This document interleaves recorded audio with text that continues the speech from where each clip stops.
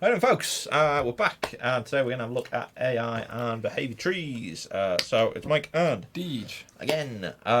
We're back. Cool. So yeah, AI is pretty cool when it comes to it. Behaviour trees is just kind of an element of AI. It's not really a separate thing, I suppose.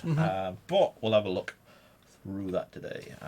When you actually Get create the the right things Clips at thing. once. Okay, Cool. so first question: what is AI? That's what I want to know, Mike. Cool. That's why I'm Okay.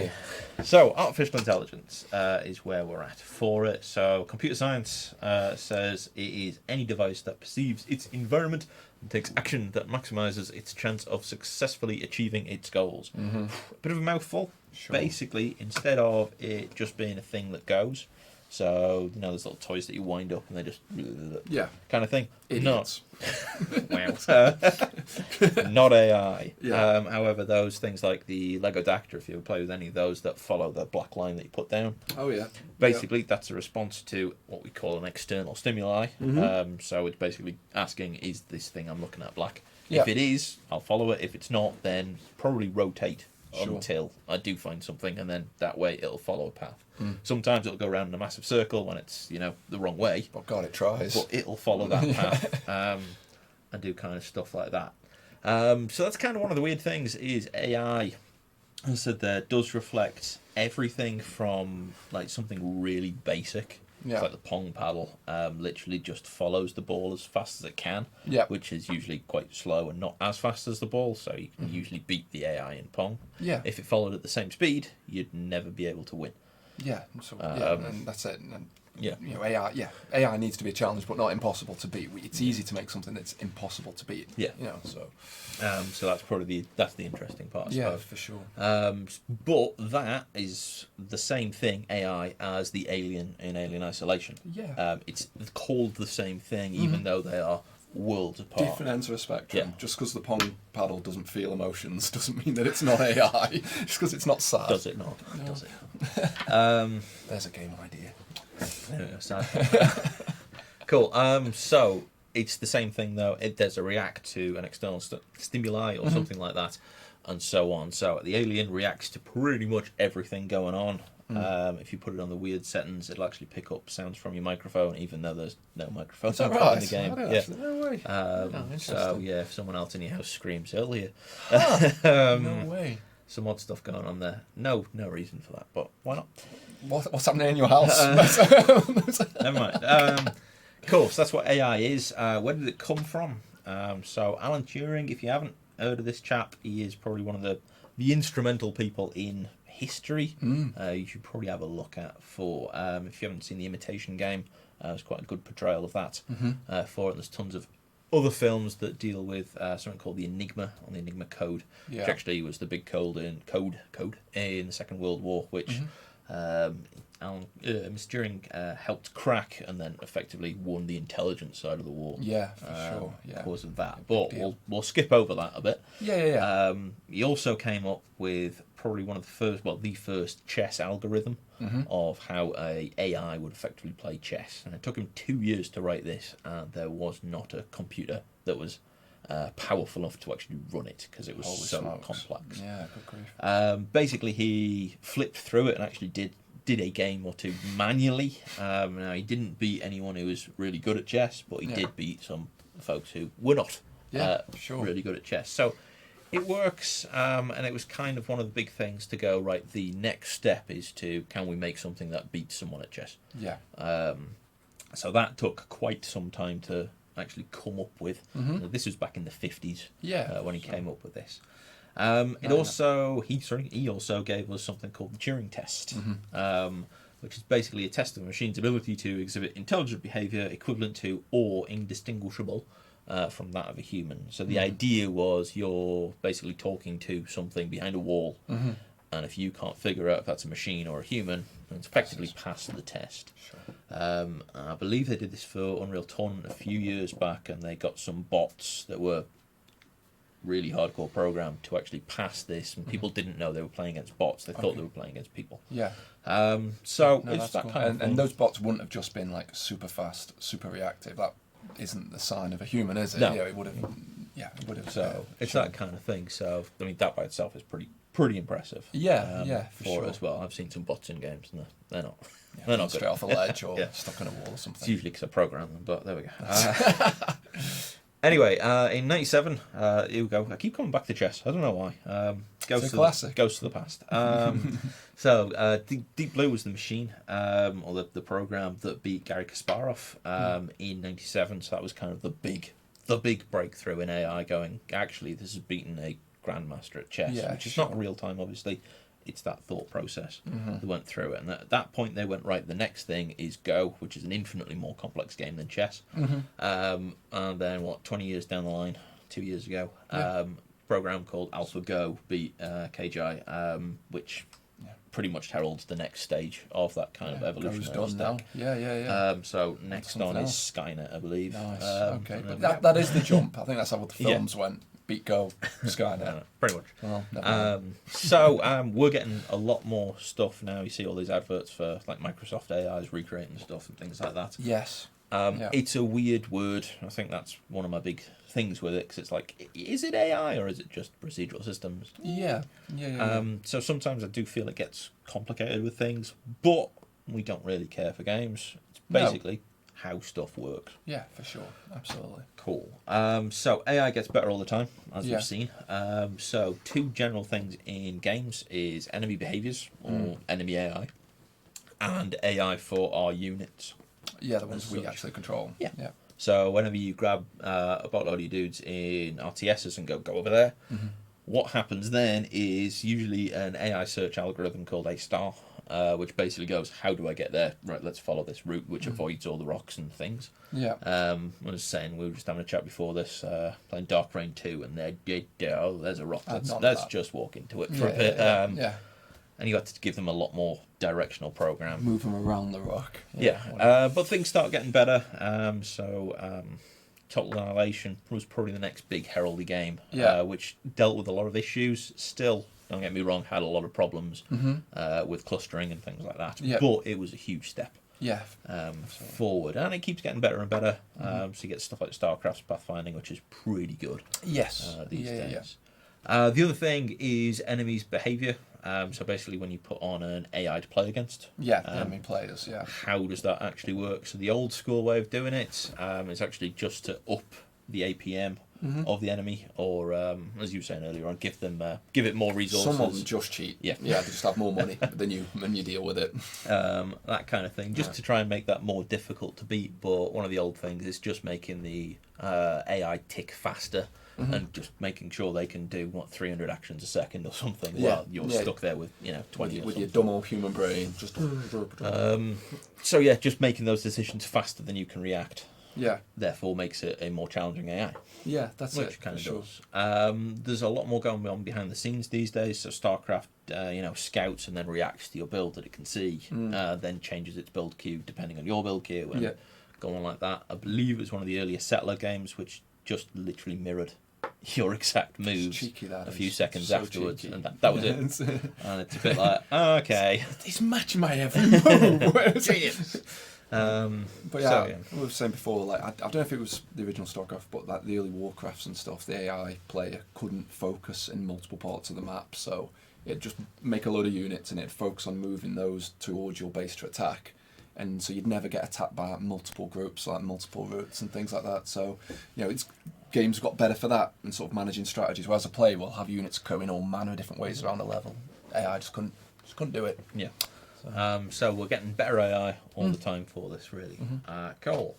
Okay, so how do we actually show AI? It's a tricky one. If we start writing down stuff, we're going to have notepads full of then go left, or anything like this. So there's a few ways of doing it. Flowcharts is probably one of the easier ones. So this one's got kind of two paths going on, which is perfectly fine. So stats on the left and all this thing. So again, Clash is actually probably a really good example game to have a look at a few of these things. For it. So I do actually recommend, if you got a phone, just download it. It's free. Just fire it up, even if you don't play it forever. Play it for an hour or so, and you'll get quite a lot of good understanding, especially for AI stuff. For sure. When it comes to it, and for loops and everything else, actually, it's probably a very good game to have a look at. It's nice and tight and contained, isn't it? Yeah, so you can see all this stuff. So, ignoring all the weird stuff there, basically the spear hut generates one spear goblin every 5 seconds. That's its function. It doesn't move or anything because it's a building, and that building also loses an amount of health per second. It's still a unit you have to place in the world, don't you? You place it in the world, and then Cool. Yeah. So it's on one of those systems. So if it takes damage from another source, it may spawn a different amount of goblins because it's damaged faster. Yeah. So it's not always this building will always summon 5 goblins at the end. Sure. Yeah. It's reactive in that way. But that's pretty much all this does. It's AI, if you want. Yeah. It's basically for the goblins, spawn one, wait 5 seconds, spawn one, wait 5 seconds, and that will go forever. Yep. So if you find a way to heal this thing, it'll just keep going. Yeah. Okay. However, on the other side, it's every second it'll wait a second. Well, it'll wait a second, then take some damage, then wait a second, then take some damage, and go on like that. So effectively, it ticks down. Yeah. And then that's it for it. So really straightforward. Doesn't need anything more complex than that kind of tree for it. Makes sense. Cool. We can get a lot more complex than that, though. So there's 2 different systems realistically in play with games. So you've got state machines and you've got behavior trees. So behavior trees is probably the more complex one, but they're more prevalent in newer titles and AAAs and all of that stuff because we want more reactive things for it. So they can do more stuff more quickly, better kind of thing as well. So we'll have a look at those in a bit more detail in the next slide. But basically they go through every tick and decide what that person should be doing completely from that. So they start from the top and then trickle down. Well, it's literally a branch of a tree, I suppose. State machines on the other side are really straightforward. And basically you move from a state to another state to another state. One or two. So it's like I'm in my movement state. I can't do anything other than move or transverse into another state. So that move could go to attack.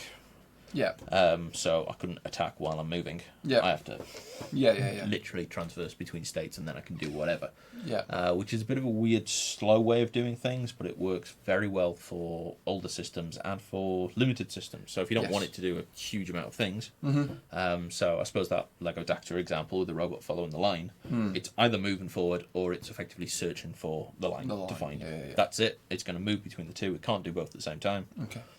There you go. So it literally transfers between them. So it's nice and logical. It's readable, isn't it? It's nice and easy to read. So that diagram there is basically I can be in work, and if I'm in work, I can't go directly to bed. No. That would be a bit weird. I'd probably get fired anyway. You've got to go to home. And I've got to go home. Take train. That way kind of thing. So it's that. You've got to move between positions in order to actually do what's in there. So it can't react.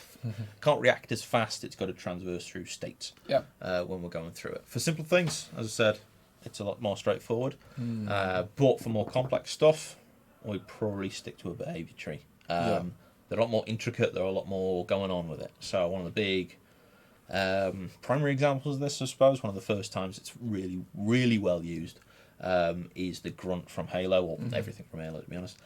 Which basically has this. So the root is just basically where we start. And just it figures out what's going on. So from this, the grunt decides, it's actually, I think it's every second where this is calculated, which bit am I in? Am I in being idle? Am I being searchy? Am I being fighty? Or am I being hidey? And then from there, it may take additional actions. So if it's idle, it'll either go, well, I've been idle for a while, I'm going to go to sleep. Grunt sits down and as a naff he goes. And then he can kind of transverse back to being idle and wake up from there. But from idle, he can also go into any of these depending on what's going on. So if that external stimuli is Master Chief anywhere around him. If he is, then maybe he'll go into a search and start seeing what's going on, or he'll come out behind a rock kind of thing for it.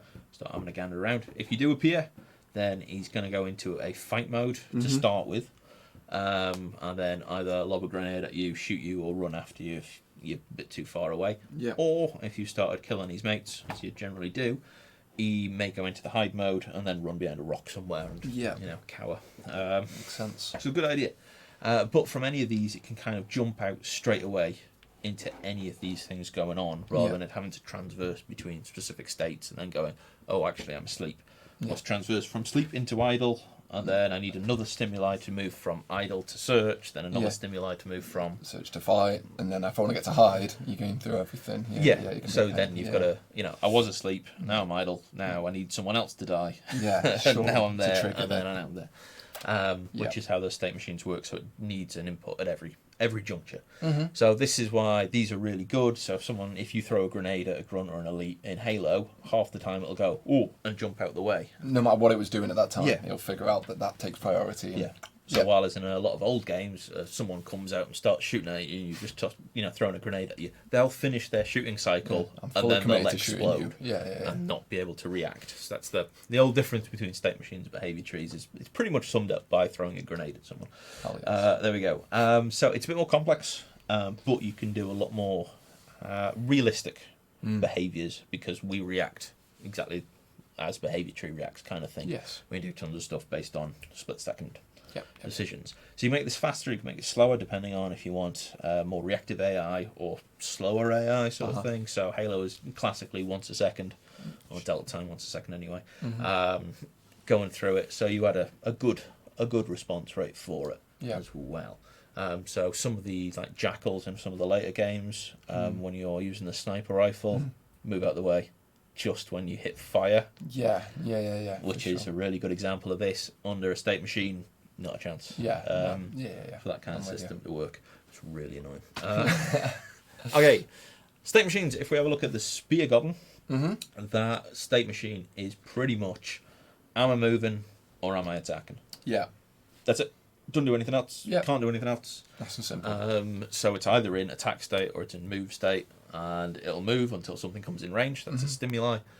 Right, there's a valid enemy. I'm going to throw stuff at it. Yeah. It's dead is the stimuli. I'm going to keep moving again.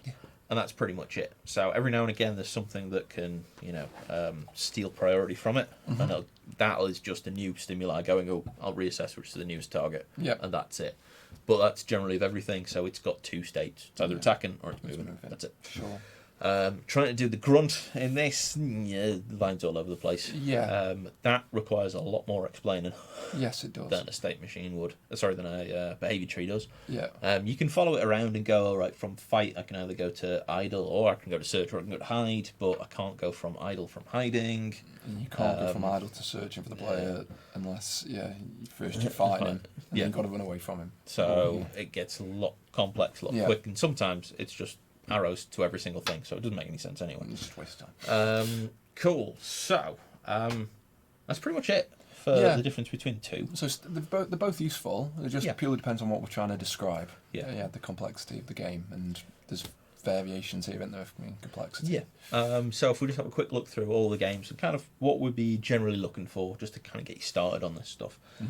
So in FTL, your crew generally do what they're doing. So if they're starting to get shot in the back, then they're just going to, no, I'm repairing this. That's what you've told me to do. So there's not really much. If they're not doing anything, do they react? I think they fight back if they're literally doing nothing. But sort of that. But you can then priority. You can override it. But what do the enemies do? How do they react? So some of the different races maybe don't need oxygen, so they don't care if they're in an oxygen-starved container. Sure. Or maybe they do. How does that work? One of the big ones for FTL is how does that final boss fight work? Because everything else is procedurally generated, while that boss is... I haven't got there like twice, so I'm not the person to ask about how that boss works. But that's a nice jump machine effectively between the two. Sure. Into the breach is a bit differently, so the player acts in a very reactive mode rather than a proactive mode. So the enemies move and then you go, oh, what am I going to do to deal with this kind of scenario. So that's fine. What we'd probably be looking at there is how the enemies decide on what they're going to do. How do they go, oh, am I going to attack you, or am I going to attack a building, or am I just going to move, or just stay put? Sort of thing for it. Enter the Gungeon. This is quite a cool one because every enemy is effectively their weapon class. So unlike Halo, where an elite can carry any of the guns, and it changes what it's doing on that. With this, they always have the same thing. So Shotgun Boy is always the always going to have a shotgun. He's always going to do the same stuff. So that's quite a good one. There are a lot of enemies there, so don't worry about doing all of them. And some of the bosses come in, and some of them are really interesting in the way they react either over time or over how much health they've got left, which is the classic state machine variation. Crypt the Necrodancer. Again, looking at the enemies there. Again, there's a lot of them, so don't worry about doing all of them, I suppose. Some of them act in very obvious ways, and then some of them break the rules a little bit when they go through things. So, like the Minotaur enemy smashes through walls and breaks stuff against the beat. which is a bit different. Yeah. So some of the more interesting ones are the ones that do sort of things conversely to the game mechanics. When it comes to it.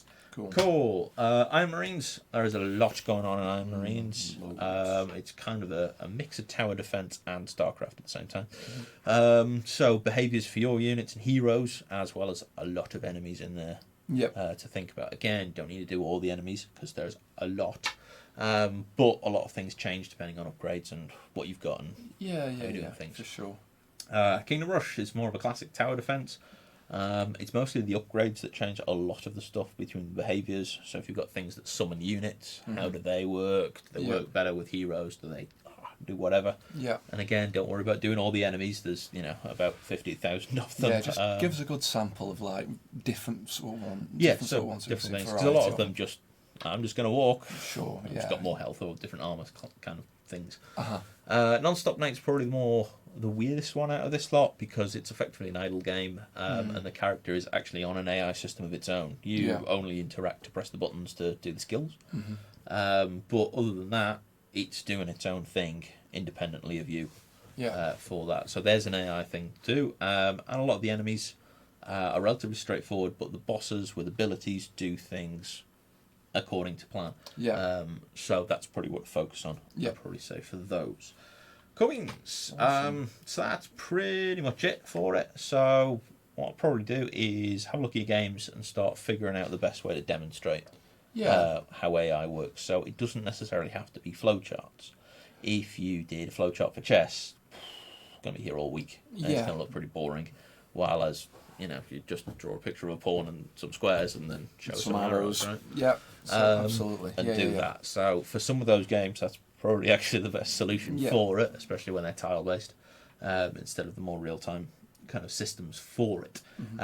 Show whatever makes sense, rather than trying to push everything into a weird flowchart or anything like that. If you're really getting stuck on it, just brute force it. Write down what is happening with that character. What happens if you just leave it? What happens if you attack it? What happens if you run around it in circles? I don't know. How does it react? Is kind of what we're looking for in that AI.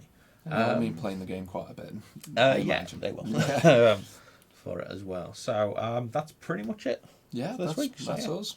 Cool. All right, we'll Thank you see very you much. next time.